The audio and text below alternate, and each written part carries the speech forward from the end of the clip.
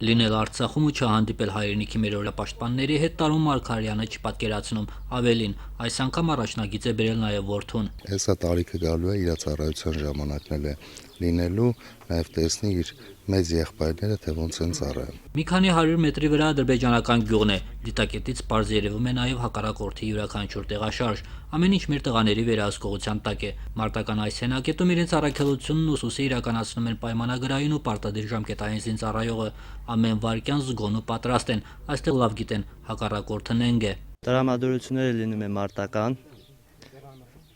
ամեն ժամանակ պատրաստ ենք հակառակորդին դիմադրել։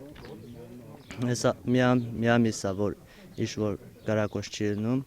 նորմալ ադրությունը։ Ընդհանրապես կրակոց չկա։ Ընդհանրապես կրակոց մեկ-մեկ է լինում, նորմալ է ծառայությունը։ Պատրաստ ենք նաև կրակոցի դեպքում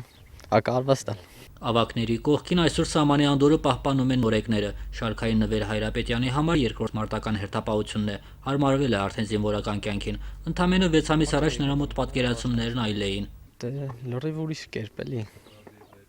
Ավելի դժվար, բայց հեշտ է։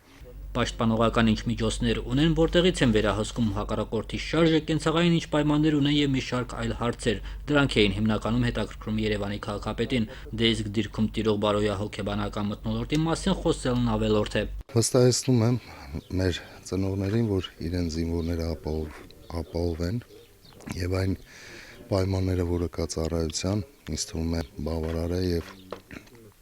վստահ եմ մեր հայ զինվորը մեր երկրի սահմանը շատ բարձր մակարդակով պահում է։ Երևանի փոխքաղաքապետ Արամ Սյուքասյանն անկեղծանում է, ամեն անգամ առաջնագիծ գալով նպատակ է ունենում քաջալերել զինվորին, սակայն ամեն անգամ էլ ճիշտ հակառակն է ստացվում։ Գալիս ենք ոգևորվում, գոտեպնդվում,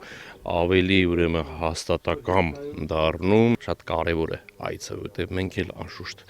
փոխանցում ենք մեր կարծիքը մեր մտերիմներին, այն զանգվածներին, որոնց հետ շփվում ենք եւ այս փոխվստահության մեջ է, որ զինվոր հասարակություն կապը, գիտեք, պաշտոնյա ասվածը պիտի նախ եւ առաջ դիտել որպես հասարակության հետ անընդհատ լայն մասաների հետ շփվող մարդու եւ այս տեսակետներից կարծում եմ, որ արդարացված է։ Երևանի քաղաքապետարանի պատվիրակության անդամների կողմից քաղցրավենիքի այս տոպրակները շուտով կտեղավորվեն ճաշարանի պահարաններում, իսկ մինչ այդ Տարոն Մարգարյանն ու Վարդան Բալայանն իրենց անձնական հեռախոսներով հնարավորություն են տալիս զինվորներին խոսել ծնողների հետ։ Հեռախոսական զանգերը ստացվում է, հնարավորինս 2 կամ 3 օրը 1։ Առաջի հարցը, որ հարցնում են, ինչ հարցը, որ Ոնց ես։ Ես ասում եմ լավ եմ, ինձ եղեք։